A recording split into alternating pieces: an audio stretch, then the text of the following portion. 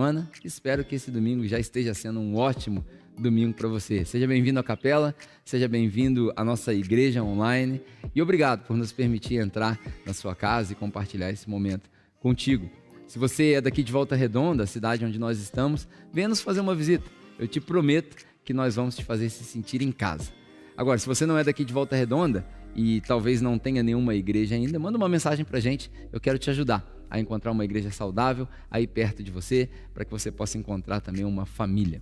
E falando em família, nós separamos uma mensagem especial para esse nosso encontro de hoje. É a mensagem que a gente compartilha com a nossa família, com a nossa igreja aqui nos domingos. Eu gostaria muito que essa mensagem também pudesse te abençoar.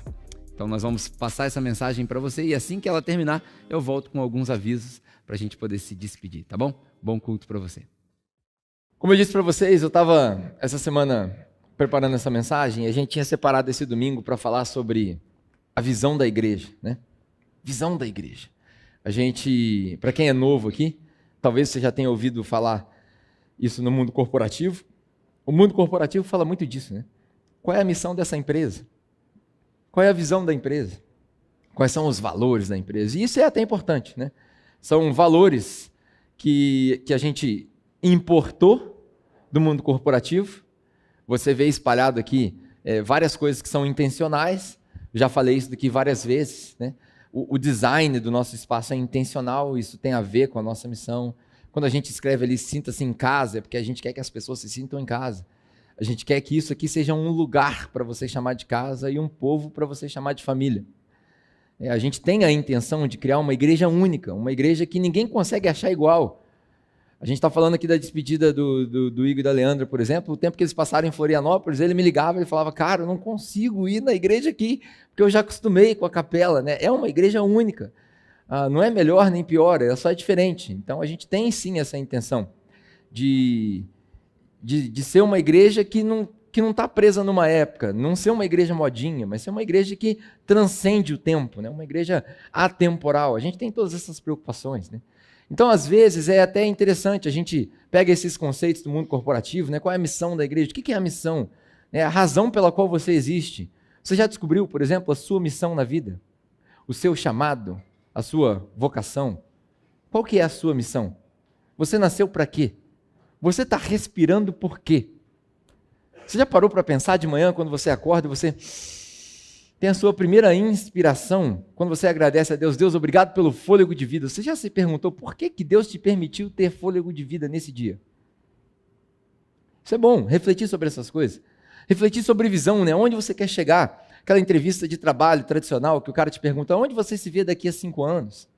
O que você quer ser, né? A sua visão. O que é importante para você? Aqui a gente valoriza essas coisas, a gente valoriza a família, a gente valoriza a generosidade, a gente valoriza compartilhar as coisas. É por isso que a gente fala, quando a farinha é pouca, o meu irmão vem primeiro. A minha carteira é a sua carteira. Essas frases que a gente espalha pela nossa comunidade. Isso são os nossos valores, isso é bom. Qual que é o problema disso dentro da igreja? Qual que é o problema de falar de visão, missão e valores dentro da igreja? Nenhum. Não tem problema nenhum. Isso é bom. São valores que a gente redimiu, que a gente importou. Eu gosto de falar para essas coisas. Serve para a gente pensar, por exemplo, para onde vai essa igreja? A gente estava ali fora agora à tarde, agora antes do culto, e aí o Adriano comentando comigo sobre algumas coisas, ele fala, cara, tem algumas coisas que a gente precisa melhorar aqui. Fulano de tal precisa dar uma subida no nível. A gente precisa remunerar esse cara. E aí a gente estava conversando a respeito dessas coisas. Aí outra irmã veio e falou comigo, daqui a pouco a gente pode expandir ali. Então, quando a gente fala de visão, quando a gente fala de missão, isso serve para a gente se nortear. Para onde nós vamos? Né? O que a gente quer ser daqui a 5 anos? O que a gente quer ver quando a gente olhar para essa igreja? Quando a gente olhar para trás daqui a 5 anos? O que a gente quer ver? Você, que é a parte da igreja. Quando você chegar aqui daqui a 5 anos, o que você quer ver? Hoje a gente recebeu um irmão aqui que ajudou a gente na obra. Isso aqui estava zerado. Cadê ele? Não estou vendo ele. Cadê? Está escondido lá. Ele ajudou a gente na obra aqui, veio aqui fazer umas pinturas e tal, é amigo do Ulisses. Aí ele chegou aqui, pastor, eu falei, rapaz, você viu como é que está a igreja? Está diferente a igreja e tal. Então, daqui a 5 anos, você olhar para trás, você quer ver o quê? nessa igreja. Então essas coisas nos ajudam a gente se nortear. Só que, presta bem atenção no que eu vou te falar. Tudo isso é muito bom. Tudo isso é útil. Só que às vezes eu me pergunto, é bom a gente pensar em missão e visão? O que eu quero para a igreja? É bom. Mas às vezes eu acho que a gente precisa tirar o foco do que eu quero e colocar o foco no que Deus quer. Talvez a gente deveria mudar a pergunta. Ao invés de se perguntar o que eu quero para essa igreja daqui a 5 anos, a gente deveria perguntar o que Deus quer para essa igreja daqui a 5 anos. Aonde Deus quer nos levar? Qual é a visão de Deus para a igreja? Qual que é a visão de Deus para a igreja? Não a visão do Pedro. Eu entendo que as pessoas respeitam, né? E a igreja vai ter vários pastores. Vai chegar um tempo que eu não vou estar aqui. Vai ser outra pessoa. Ninguém sabe se é daqui a 6 meses, 6 dias, ou daqui a 6 anos, ou 60 anos. Mas um dia, isso daqui não será mais isso. E se a gente se perder na visão de um homem, na visão só do Pedro, ou na visão só do Washington, ou na visão só do Adriano, ou na visão só de seja lá quem for, a gente não vai criar uma igreja. A gente vai criar um império. E todo império cai. Cai porque perde a batalha para o próximo império. Nós não queremos criar isso aqui. A gente precisa se perguntar o que Deus quer para essa igreja. Qual é a visão de Deus para essa igreja? E aí eu queria fazer com você um exercício. Você deve ter chego aqui cedo, e aí o pessoal da hospitalidade deve ter te entregado uma bolinha. Quem recebeu uma bolinha aí? Levanta a mão para mim. Olha, todo mundo, olha que chique. Então nós vamos fazer um exercício. Vamos fazer exercício. Não é ainda para atacar em mim. Um dia, quem sabe, a gente põe aquela piscina aqui de bolinha com água, e aí a gente faz esse exercício. Podia fazer isso no Dia das Crianças, né? Vamos fazer isso. Vamos fazer isso. Eu me voluntario de ser um dos alvos. Vamos fazer isso das crianças. Mas queria te pedir um favor. Você que recebeu uma bolinha, essa bolinha aí representa você. Você. Queria que você viesse aqui e colocar sua bolinha aqui nesse balde. Se você puder, pode vir. Vai colocar essa bolinha aqui dentro desse balde. Tem bolinha verde, amarela, azul, verde, amarela. Chique. Tem bolinha azul, bolinha laranja, diferente. Bolinha laranja, bolinha vermelha, diferente também. Cada uma tem uma característica. Vocês conseguem perceber isso daqui? Ó, vermelha. Tem algumas que são mais ou menos igual. Tem bolinha azul. Agora vai começar a ficar difícil eu colocar a bolinha aqui. Olha que legal. Eita. Ô, Camila. Ô, Patrícia. Pensei que era Camila. Ô, Gabriel. Você está estragando a ilustração aqui, cara. Pô, era para ser um negócio direito aqui, cara. Deixa essas aí. Essas bolinhas ficaram de fora. Excluímos esses membros do corpo aí. É o quê? Ah, o povo está indo embora. O povo está indo embora. Então vai para lá, Igor. Não. Leandra. Não, brincadeira. Olha só, aqui a gente tem várias bolinhas diferentes. Várias bolinhas coloridas. Cada uma com uma característica. Tem umas que estão amassadas. Tem outras que estão inteiras. Agora vamos fazer o seguinte. Ô, Igor, vem aqui e pega a bolinha que era sua, fazendo um favor. Não tem como, né? Mas você não sabe se essa é sua. Mas é a cor. Pegou a bolinha da Bia. Tem como você voltar aqui e pegar a sua bolinha? Não tem como, né? Sabe o que é isso? Isso daqui é uma ilustração muito boa, tá? Eu trabalhei pra caramba para fazer essa ilustração aqui. Isso aqui é uma ilustração muito boa, sabe do quê? Da igreja. Isso aqui é a igreja. A igreja é feita de várias pessoas distintas. A igreja não é o prédio. É um corpo de várias pessoas distintas, com características diferentes. Só que, se eu amputar um pouquinho dos membros aqui, só para caber, você não consegue ver dentro da igreja as características individualistas. Você não consegue ver, você não sabe mais qual é a sua. Isso é igreja. Quando você traz as suas características, que são únicas, que só você tem, que são dons que Deus deu para você, e você se junta com outras bolinhas, E quando você se junta com outras bolinhas, você forma um corpo, uma unidade, que se move junto. Isso é igreja. Isso daqui é o que a gente chama de unidade, e não unanimidade. Porque dentro do corpo ainda tem diferença. Deus não quer que todo mundo aqui seja bolinha amarela, nem bolinha verde. O que Deus quer é que na nossa diferença a gente encontre as nossas forças. Isso é a diferença da unidade para a unanimidade. Unanimidade é todo mundo pensar igual. Unidade é todo mundo pensar junto. Conseguiu perceber a diferença? A gente não quer que você pense igual. Você não precisa pensar igual nós. Até porque se você perguntar qual que é a visão teológica da capela, a resposta mais comum é não sei. É a mais comum. Porque tem um pouco de tudo. Tem direção? Tem, mas tem um pouco de tudo. Agora, quando junta tudo, vira unidade. Isso daqui é o exemplo que eu queria deixar sobre igreja para nós hoje. É o corpo. E aí, quando a gente se pergunta assim, tá, mas beleza, a igreja é um corpo, a igreja é um conjunto de pessoas diferentes, a igreja, todo mundo trabalha junto, não é uma lavagem cerebral, porque a gente não quer que todo mundo pense igual, a gente quer que as pessoas pensem juntos, porque eu penso de um jeito, você pensa de outro, a gente junta as ideias. De manhã eu estava tendo uma discussão aqui, ainda falei com o Gabriel, falei, cara, você é a terceira pessoa que fala sobre o mesmo assunto que eu vou falar. Ele trouxe uma ideia e falou assim, uma vez você pregou isso, está errado assim, assim, assado. Eu falei, pô, legal. Vou te mandar a referência e aí a gente confere, fomos discutindo. Depois de uns 5 minutos a gente chegou num denominador comum. É pensar junto, não precisa ser igual. É junto. Isso é igreja. Agora, o que une a igreja? O que une essa igreja?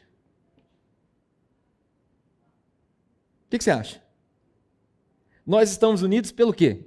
Ou vou facilitar, colinha para você. Quem une a igreja? Quem? Claro que não. Claro que não. Se você fizer uma análise bem minuciosa do que une a igreja, você vai ver que a igreja é o organismo mais egoísta da face da terra. Porque nós não somos unidos por Jesus. Porque se Jesus fosse a nossa união, nós conviveríamos bem com o católico, com o espírita, com o bandista. Se Jesus fosse a nossa união, porque Jesus falou o seguinte, um novo mandamento eu dou para vocês, que vocês amem o próximo assim como eu amo vocês. E qual que é o padrão? Não é amar a quem você ama, porque amar quem você ama qualquer um faz, é amar aqueles que te perseguem. Então não só nós conviveríamos com as pessoas que têm fé diferente, porque isso é individual, mas nós conviveríamos com as pessoas que são contrárias à nossa fé. Se Jesus fosse o denominador comum da igreja, nós viveríamos em paz com todos. Jesus falou, a minha paz eu te dou, não como o mundo dá. Mas nós não recebemos essa paz. Porque ele não é o denominador comum da igreja. Você sabe qual que é o denominador comum da igreja? As nossas paixões, os nossos vícios. Os filósofos chamam isso de paixões. É aquilo que você gosta. Porque a gente é muito comum, e eu não vou pedir para você levantar a mão, porque se eu pedir, todo mundo vai levantar a mão. É muito comum a gente ir na igreja e falar assim, não curti essa igreja, vou em outra igreja. Muito comum. Ah, essa igreja aqui o som é muito alto. Então o que une aquela igreja do som baixo? É o pessoal que gosta da música calma.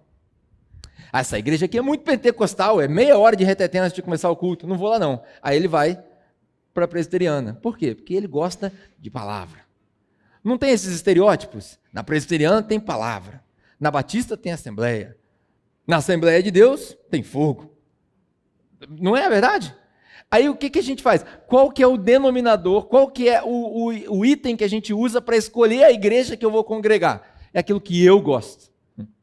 Aí sabe o que a gente faz? A gente acha que está adorando a Deus, aleluia, levanta a mão, mas nós estamos criando imagens de nós mesmos, e a gente cria essas imagens de nós mesmos, põe lá no alto falando que é Deus.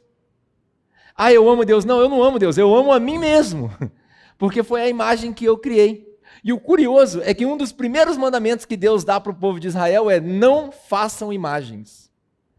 A única diferença é que a gente não faz ela nem de barro, nem de bronze, nem de ouro. A gente faz ela aqui, ó, na nossa psique. E aí a gente ora para nós mesmos. Não é à toa que as pessoas que não têm fé viram para nós quando a gente está orando e falam assim, você está falando sozinho? Porque a nossa oração é tão rasa que quando alguém te vê orando, o julgamento dele é, você está falando sozinho, está doido? E nós estamos mesmo, falando com o Deus eu. Isso é perigosíssimo, perigosíssimo, perigosíssimo. Porque a gente cria um Deus à nossa imagem e semelhança. Olha a contradição. Porque no princípio Deus criou o homem, e o homem ele criou a sua imagem e semelhança. Agora, no tempo presente, o homem criou Deus. Deus ele criou a sua imagem e a sua semelhança. Olha como é que a gente inverteu as coisas em alguns poucos anos na perspectiva de Deus. Jesus, infelizmente, era para ser o denominador comum. Era para Jesus ser o denominador comum da igreja. Era para Jesus ser o que une a igreja. Era para Jesus ser o balde. Não tem aquela historinha do YouTube, né? Meu pai, eu sou a árvore, meu pai é o jardineiro e os galhos somos nós? Não é um negócio assim? Era para Jesus ser o balde e nós as bolinhas. Mas, infelizmente, não é assim que funciona. Infelizmente, a gente extrapolou. Por isso que, às vezes, esse papo de visão de igreja me assusta. Eu sei que as pessoas que convivem comigo falam assim, cara, é muito difícil entender o que passa na sua cabeça, porque você confunde as pessoas. A minha esposa que eu digo, você nunca dá uma resposta direito. As pessoas te perguntam, as pessoas estão com sede de resposta, você não responde. Mas é porque eu não sei. E as pessoas ficam com raiva disso.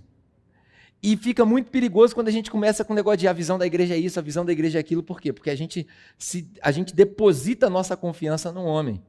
Maldito é o homem que confia no homem. Não é confiar no outro homem, é em si mesmo. E é isso que a gente faz. A gente criou uma confiança exacerbada em nós mesmos.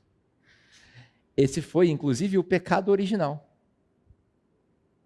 Quando Adão e Eva, as figuras representativas, se você quiser achar que é literal, tudo bem. Se você quiser achar que é representativo, também tudo bem. Não acho que vai mudar nada, porque a nossa salvação é baseada no sacrifício de Jesus e não na sua teologia de Adão e Eva. Mas, lá, Adão e Eva, o pecado original deles foi o quê? Foi olhar para Deus e falar assim, não preciso de você. Eu sei escolher o que é bom e o que é ruim sem olhar para Deus. É o que a gente faz na igreja hoje.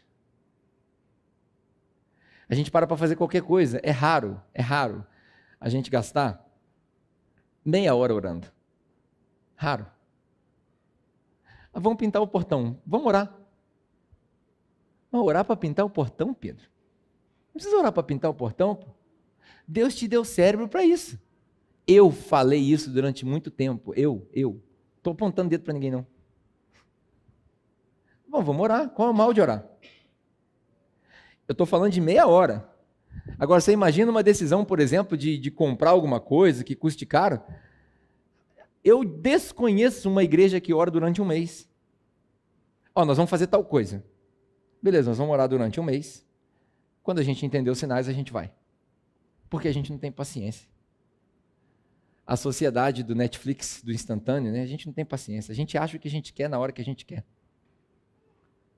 Seja feita a minha vontade, assim na terra como no céu. E amém. E o povo assina embaixo. Infelizmente, a gente chegou nesse ponto. Quando eu comecei a pensar sobre isso, e quando eu comecei a eu sofri uma convicção, eu mesmo. Falei, cara, eu estou pensando errado. E eu tenho um documento com visão da igreja. Posso falar isso para você, cara. Nossa missão é apontar para Cristo. Uou, legal, aleluia. A nossa visão é se tornar uma igreja para quem não gosta de igreja, sem preocupar com quem está de fora. Uou, legal, aleluia. Se você pegar o meu quadrinho corporativo, está tudo bonitinho lá. Mas eu comecei a sentir o peso dessas coisas, entre aspas, erradas. E eu comecei a me perguntar, será que a gente não está fazendo errado? E eu acho que eu descobri. Eu acho. Eu posso estar errado. Mas eu quero explorar uma passagem que me mostra o que Deus gostaria que a igreja fosse. Quando Jesus, no seu último momento, na última oração que ele faz, depois de ter tido a última ceia com os discípulos, depois de ter dado o exemplo para eles, e ter lavado os pés deles, e ter dito, olha, o que eu fiz por vocês, vocês façam agora para outras pessoas. E aí ele passa por João, capítulo 13, capítulo 14, quando ele passa pela ceia, ele fala, ó, eu estou indo para a casa do Pai, eu vou preparar a morada, lá tem morada para todo mundo, daqui a pouco eu volto, permaneçam aqui em mim, se vocês permanecerem em mim, vai ficar tudo bem, o mundo é difícil, tem tribulação, mas tem bom ânimo, vai passar. E aí ele chega no último momento dele, a última oração que Jesus faz, tirando a oração da cruz, né, como o Washington pregou aqui semana passada, quando ele entrega o Espírito dele e fala, por que o Senhor me abandonou? Tirando a oração da cruz, a última oração que Jesus faz. O último momento consciente na frente dos outros, porque ele faz de propósito, quando ele faz essa oração, ele faz na frente dos discípulos de propósito. Nesse último momento ele faz uma oração que está em João, capítulo 17. É uma oração fantástica, maravilhosa, e parece que o lado humano de Jesus deixa transparecer o que ele gostaria que a igreja se tornasse. Quando eu leio com essa ótica, parece que eu escuto Jesus orando e falo, era assim que eu gostaria que a igreja fosse. Então eu queria ler o capítulo 17 com vocês, de pedacinho em pedacinho, e a mensagem hoje é sobre isso. Qual é a visão de Deus para a igreja, de acordo com a oração de Jesus, no capítulo 17 de João. Como Deus vê a igreja. Então vamos lá, João capítulo 17.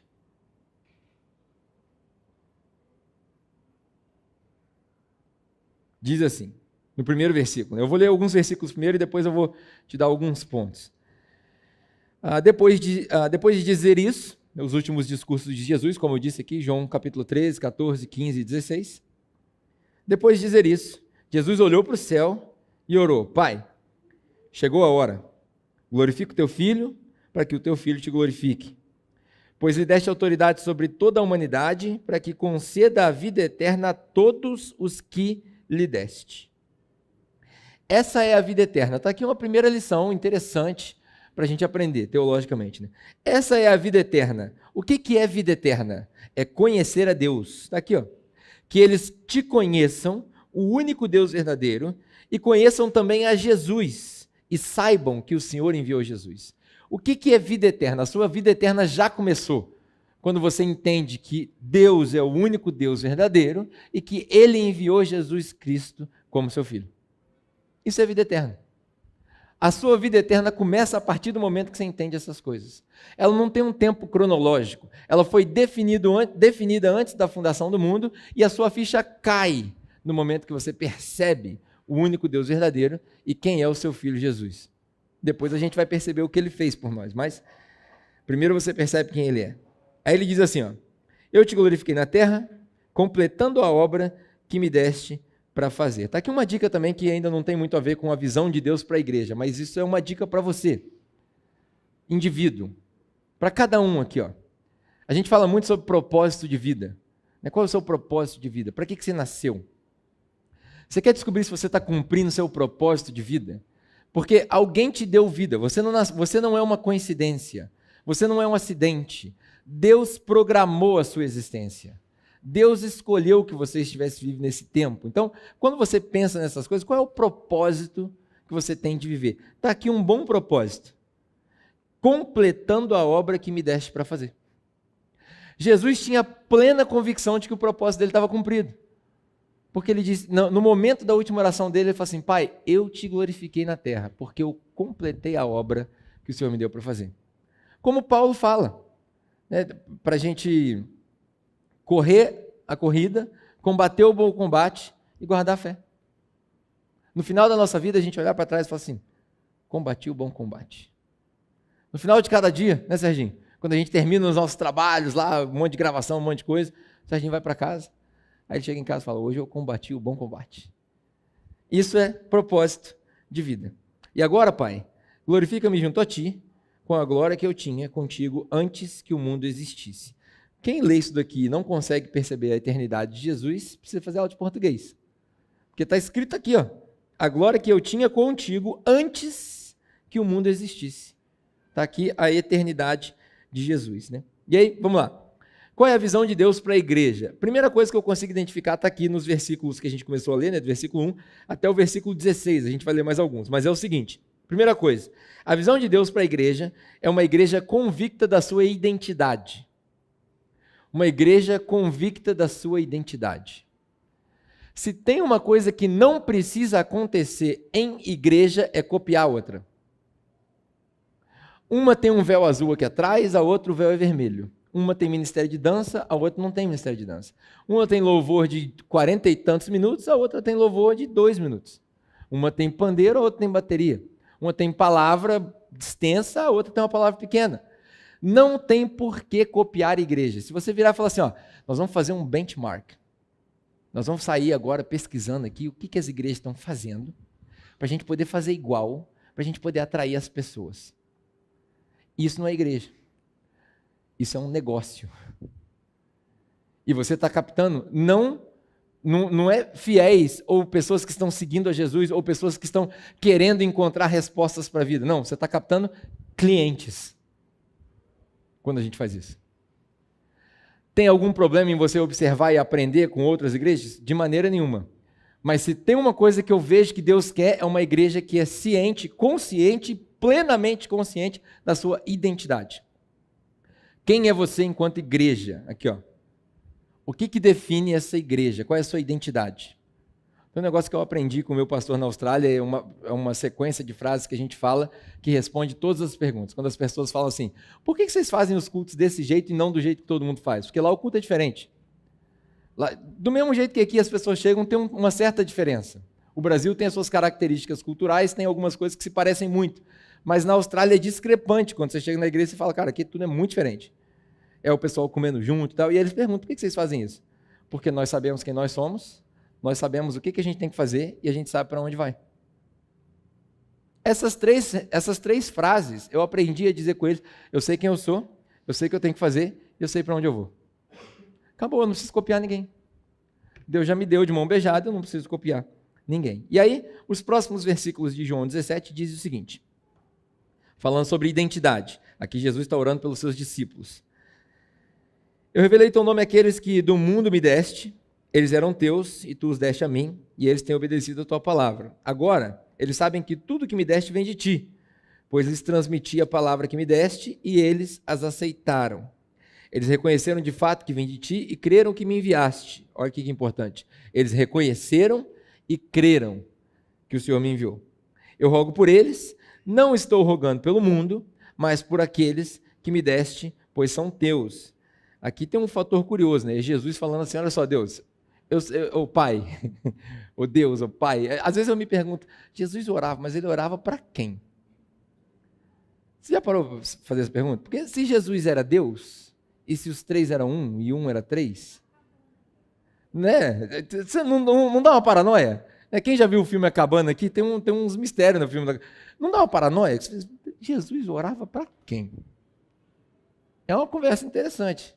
E aqui, aí ele vira e fala para o pai dele, né? Para Deus, sabe-se lá onde é que Deus estava em cima, embaixo, ele estava no mesmo lugar, na mente dele, não sei. Mas ele vira e fala assim, Deus, agora eu vou orar só pelos crentes. Não é um negócio escandalizante quando a gente fala isso a respeito de Jesus? Eu vou orar só pelos que você me deu. Porque eles estavam no mundo, os discípulos estavam no mundo. E já teve horas que Jesus orou pelo mundo. Quando chegou numa cidade, João falou assim, vamos detonar com a cidade. Ele falou assim, não é assim não, João, não é assim não. O versículo mais famoso da Bíblia, Deus amou o mundo de tal maneira que ele entregou seu filho. Então não é que Jesus não gostava do mundo, mas ele tirou um momento, alguns segundos, no meio dessa oração para falar assim, Pai, esses aqui que escolheram crer em mim, queria orar por eles. Eles creram, eles me receberam, queria orar por eles. Aí ele ora, né, o capítulo 17 vai se passando, e aí lá no versículo 14, a gente começa a perceber a identidade. Olha só, eu dei-lhes a tua palavra, o mundo os odiou, pois eles não são do... Eles não são de onde? Olha que interessante. Primeiro Jesus falou que ele tirou os discípulos do mundo. E agora ele está afirmando, eles não são do mundo. Como eu também não sou do mundo. Eu não rogo para que os tire do mundo, mas que os proteja do maligno. Eles não são do mundo, como eu também não sou do mundo. A visão de Deus para a igreja é uma igreja que entende que não é do mundo. Você entendeu o que eu disse? Não. A visão de Deus para a igreja é uma igreja que entende que não é do mundo. Eu sei que muita gente fala assim, cara, mas a gente vive numa sociedade pós-moderna, tem que ter jogo de cintura, tem que tolerar, tem que fazer isso. Não tem que nada. A visão de Deus para a igreja é uma igreja que entende que não é do mundo. É uma igreja que entende que foi resgatada das trevas e veio para a luz. É uma igreja que entende que é exemplo. Quando as pessoas olham para você e falam assim, eu estou perdido, mas eu achei o caminho quando eu olhei para ele, quando eu olhei para ela. É uma igreja que entende a responsabilidade de representar Deus na terra. Essa é a visão de Deus para a igreja. Deus não está preocupado se a gente usa calça apertada ou larga. Deus não está preocupado se a gente toca o worship ou se a gente toca rock. Eu acho que Deus nem gosta de rock, nem de worship. Lá é tudo violino. Deus não está preocupado com essas coisas. Deus nem precisa dessas coisas. Você consegue imaginar o que é um coral de anjos? Quando você lê Apocalipse, por exemplo, você vê a multidão de anjos cantando Santo, Santo, Santo é o Senhor. O Cordeiro é digno. Você acha que Deus se impressiona mesmo com o que a gente faz aqui? Antes do culto começar, o Dalber falou um negócio que mexeu comigo. Você não consegue tocar o céu, né, o sobrenatural, com o natural. Irmãos, isso daqui, ó, é natural. Isso daqui, ó, isso aqui não mexe com Deus, não. Isso aqui mexe comigo. Mas não mexe com Deus, não. Para Deus, com isso ou sem isso, dá no mesmo. Para Deus, com luz acesa ou luz apagada, dá no mesmo. Porque Deus não se impressiona com o que o homem se impressiona. Deus não olha para fora. Deus olha para o coração. Então ele não está preocupado com quão afinado a gente está quando a gente canta És o meu campeão. Ele está preocupado se o seu coração realmente acredita no que você está cantando. É isso que ele está preocupado. Que eu possa estar sentado num lugar mais honrado, assentado ao seu lado, junto àquele que venceu. Ele não está preocupado se você decorou a letra. Ele está preocupado se você entendeu o que é um lugar honrado. Se você entendeu que nos céus, o maior de todos é aquele que serve mais. É isso que ele está preocupado. É uma igreja que entende a sua identidade. Aí eu te pergunto, agora que você está aqui, talvez alguém te trouxe para cá, você está sentado nessa cadeira. O que significa para você ser parte da igreja de Jesus? Quem é você? A pergunta mais assustadora que você vai se fazer na sua vida é olhar no espelho e se perguntar, quem é você? A primeira resposta é sempre óbvia. Eu sou a Juliana, sou o Mateus. Sou matemático. Sou nutricionista. Sou esposa do Mateus, sou esposa da Juliana. Já vão embora também, né? Beleza. Tá, mas quem é você de verdade? Depois que você passar por todas as camadas superficiais, todas as camadas que não foi Deus que te deu, a roupa. Você sabe que Deus, quando criou o homem, a gente andava pelado, né? Isso é novidade para alguém aqui, não? Não, né? Aí Deus descobre. Deus não descobre nada porque ele já sabia, mas enfim. Chega ao conhecimento, também não chega ao conhecimento de Deus, porque não tem... O homem pecou. Aí Deus vem e faz o que para o homem? Qual é a primeira coisa que Deus faz para o homem? Roupa. Roupa. Porque todo aquele que peca, esquece da sua identidade. Quando você vive no pecado, você esquece de quem você é. Você esquece de quem Deus te criou para ser. De que você foi criado para ser filho de Deus, representante do céu na terra. Aí a gente vive com essas camadas, com a fantasia. A gente vive mascarado. A pandemia foi uma das melhores coisas que aconteceu para a igreja. Que a melhor ilustração que pode existir na igreja é que a gente vive de máscara. E a gente precisa tirar a máscara. Uma igreja que conhece a sua identidade. Uma igreja que sabe do amor de Deus por nós. Uma igreja que entende a relação do amor de Deus para o mundo e para nós. Você sabia que, às vezes as pessoas falam assim, Deus não faz distinção de pessoas. Eu não sei explicar teologicamente aonde vai essa frase, não sei. Mas aqui está bem claro quando Jesus faz uma oração por aqueles que creem. Deus ama o mundo, Deus ama todo mundo. Deus não faz distinção do amor dele para ninguém, mas que ele tem um carinho especial por você, ele tem. Sabe por quê? Porque você reconheceu que ele enviou o filho dele e você creu no filho dele. Tem que ter alguma diferença nisso daí.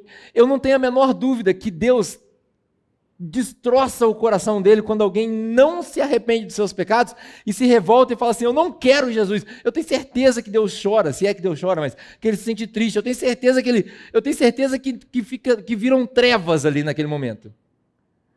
Mas eu também tenho certeza que há uma diferença, ainda que sutil, entre aquele que resolveu entregar sua vida para Jesus e aquele que resolveu se revoltar contra Jesus. Eu não sei qual é o grau, nem vou me arriscar a tentar descrever. Mas alguma coisa me diz que existe uma diferença. E isso não é para que a gente se sinta mais superior. Pelo contrário. É para que a gente se sinta inferior. Para a gente falar, se Deus me ama dessa maneira, de tal maneira, se Deus demonstra esse carinho dele para mim dessa forma, então eu vou me submeter a esse amor para eu poder amar ao próximo também. Essa é a lógica de Jesus. Segundo, qual é a visão de Deus para a igreja? É uma igreja santificada na verdade. Está em João 17, versículo 16 e 17. A gente leu, vou ler de novo para você. Versículo 16, né? Eles não são do mundo, como eu também não sou do mundo. Santifica-os na verdade. A tua palavra é a verdade. Santifica-os na verdade, porque a tua palavra é a verdade. Jesus não está falando de Bíblia. Jesus não está falando de um texto. Jesus está falando dele mesmo.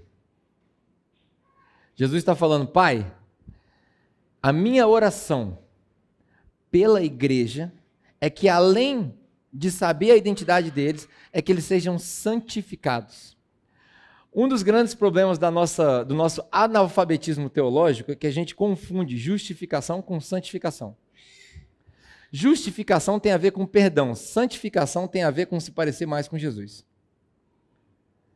Todos nós, ao declararmos Jesus como Senhor e Salvador, nós fomos justificados. O que é isso? Perante a um rei, a um Deus, a um juiz justo, quando ele for julgar os meus pecados, ele vai falar, você é culpado, mas pelo fato de você ter depositado a fé da sua salvação em Jesus, você está justificado, você está perdoado.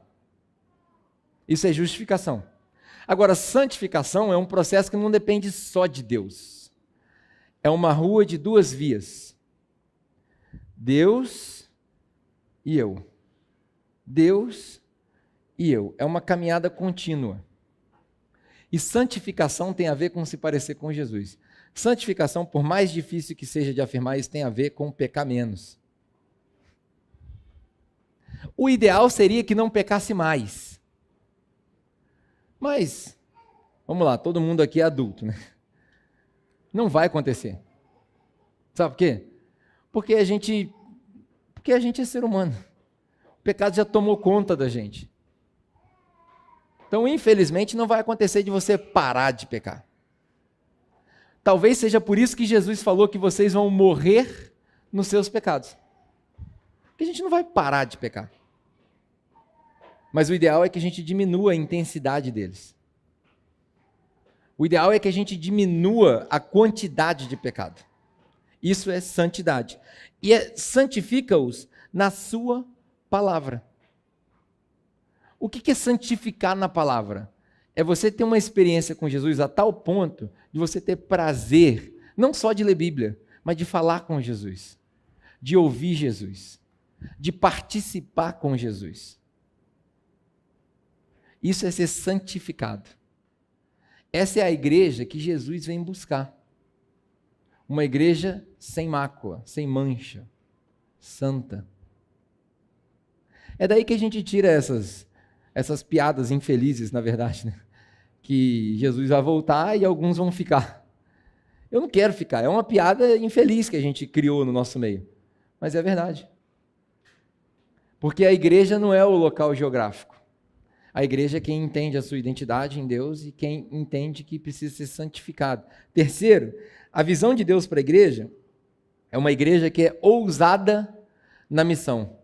Ela não é só usada, ela é ousada. Como assim, Pedro? No versículo 18 do capítulo 17, está escrito aí na sua Bíblia, talvez você tenha lido e nunca viu isso dessa maneira, mas vai aqui a dica. Olha aí, versículo 18. Assim como me enviaste ao mundo, Jesus falando com Deus, assim como me enviaste ao mundo, eu os enviei ao mundo. Jesus está dizendo, Deus, você me jogou aqui no meio desse povo ruim. E eu fiz a mesma coisa com eles.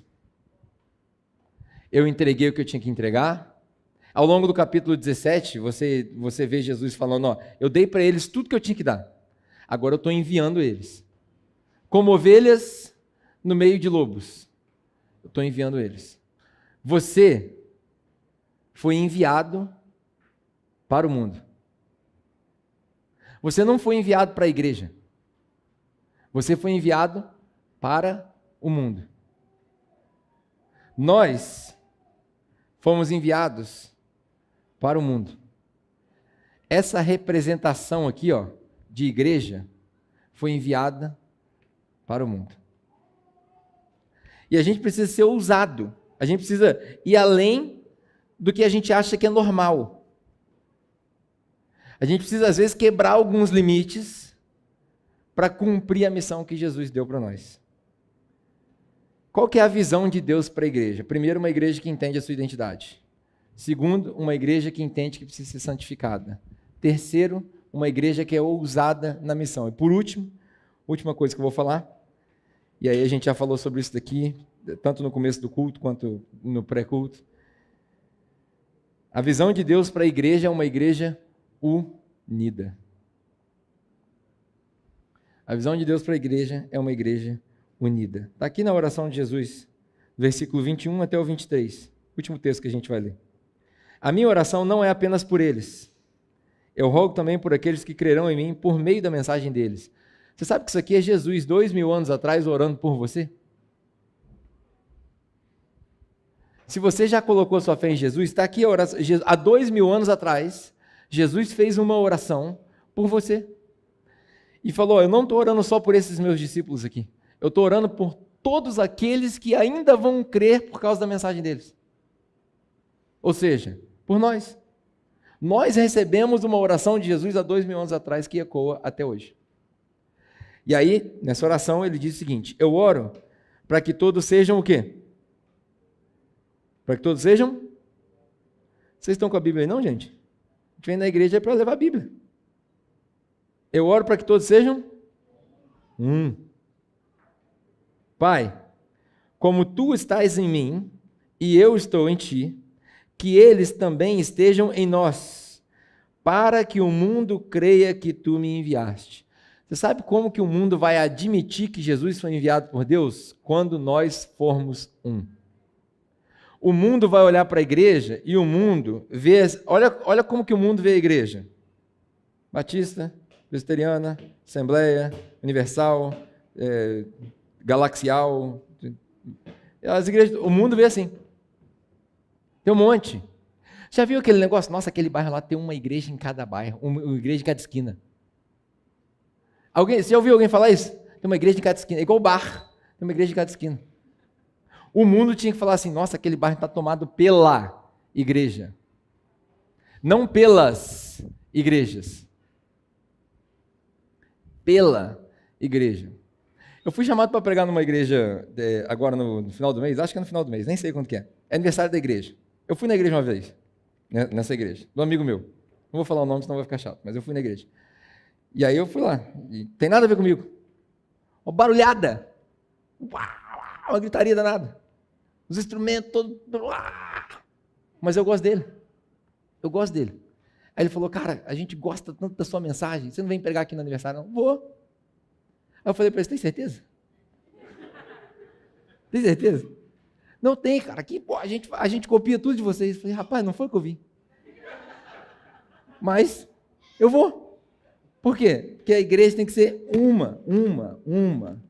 Então, nós vamos lá na igreja do irmão. É uma igreja, não tem bandeira. Igreja não tem bandeira, não tem placa. Isso é igreja. Volta Redonda tem várias igrejas. Não, Volta Redonda tem uma igreja. A igreja de Jesus Cristo. É isso. Ah, Pedro, hoje eu vou lá congregar com os outros irmãos lá que estou sentindo falta deles. Você já reparou que às vezes o cara sai de uma igreja, aí ele nunca mais volta naquela igreja. Nunca mais volta. Porque criou uma distância. Posso fazer um convite para você? Hoje à noite? Vai na igreja onde você veio. Vai lá fazer uma visita. Vai. Ah não, lá é muita doideira. Vai lá, pô. Vai lá, você dá um pouco de risada. Aí você abraça os irmãos. Rapaz, está com saudade de você. Aí os irmãos vão fazer aquela hipocrisia natural, né? Nossa, estava com saudade de você, estava orando por você. Tá nada. Se tivesse, tinha ido lá em casa, tá, mas tudo bem. Tudo bem. Irmão, vim congregar com vocês hoje. Você sabe que todo começo de ano eu vou na Igreja Batista Central, é de onde eu vim. Todo começo de ano eu vou lá, no primeiro culto do ano, né, amor? A gente vai lá. A última vez a gente foi, os banquinhos de madeira, agora tinha almofada, na minha época não tinha.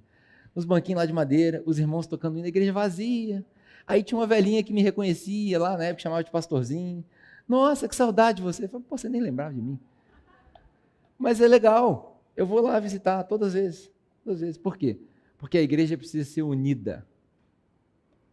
Um reino dividido, ele não consegue subsistir. Olha só que interessante.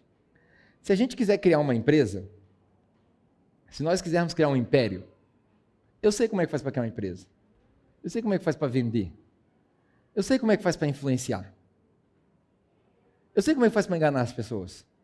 É fácil. Se a gente quiser criar uma empresa, um império, um legado, né? Se a gente quiser fazer essas coisas, a gente vai fazer missão, visão, valores, nós vamos organizar tudo direitinho, nós vamos botar cronômetro, nada nos atrapalha, nós vamos passar por cima de todo mundo, nós vamos ganhar muito dinheiro, nós vamos fazer bonito, nós vamos impressionar, Volta Redonda vai conhecer a capela. Aí, é só levantar um pouco a voz e os irmãos entram no ritmo. A gente pode fazer isso. Agora, se a gente quiser obedecer a Deus, aí nós vamos fazer tudo o contrário. Aí nós não vamos fazer esse monte de propaganda, nós não vamos fazer estardalhaço. Sabe o que a gente vai fazer? A gente vai sair para servir em silêncio. A gente vai sair para distribuir cesta básica sem tirar foto. A gente vai pagar as contas sem se colocar lá assim e falar, eu que paguei.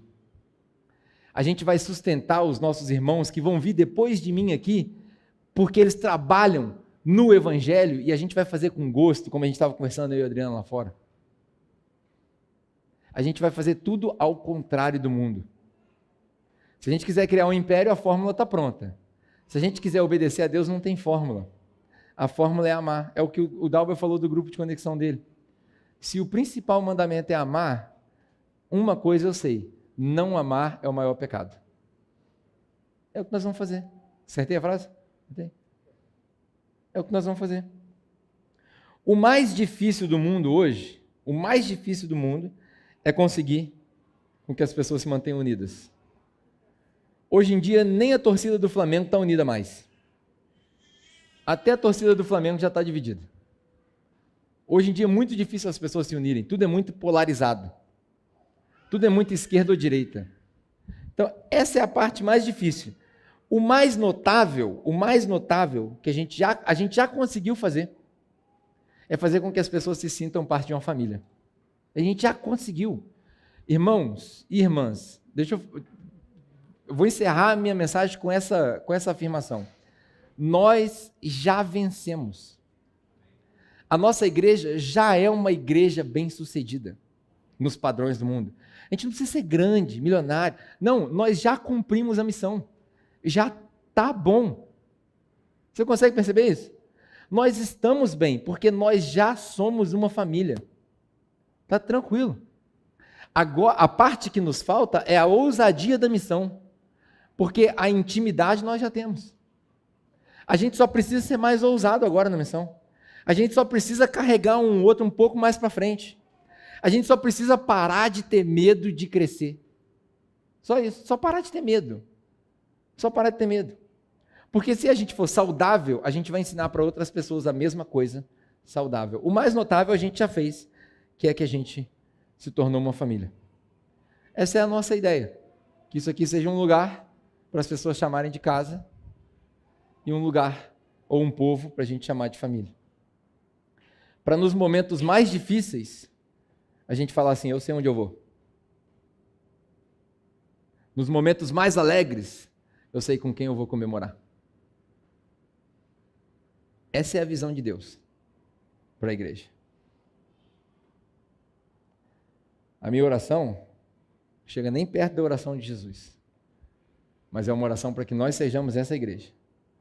Um lugar para chamar de casa, sinta-se em casa, e um povo para chamar de família.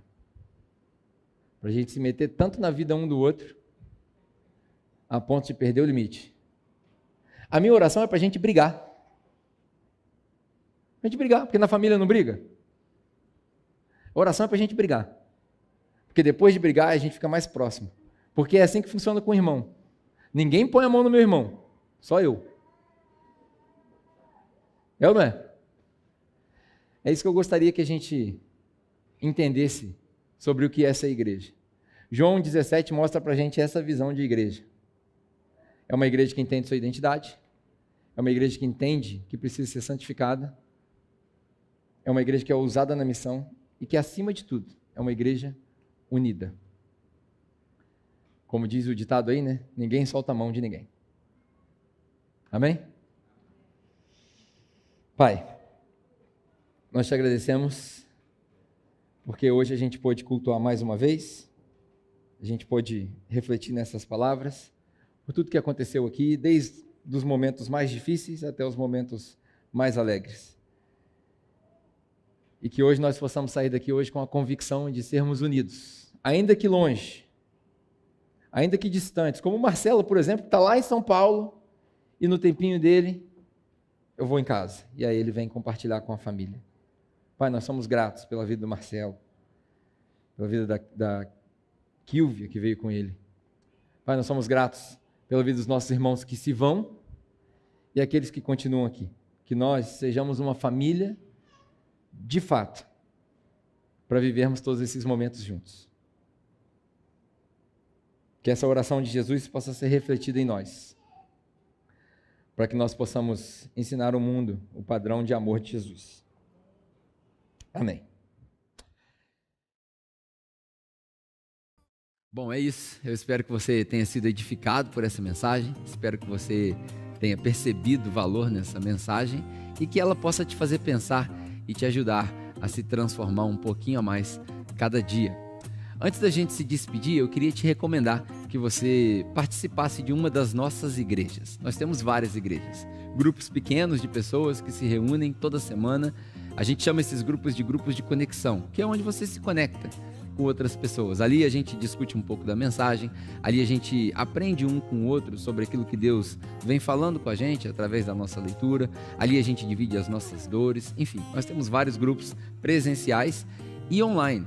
Caso você queira participar de um, eu gostaria que você escaneasse esse código que vai aparecer aqui na sua tela e aí a gente vai envolver toda uma equipe para poder te indicar um bom grupo de conexão.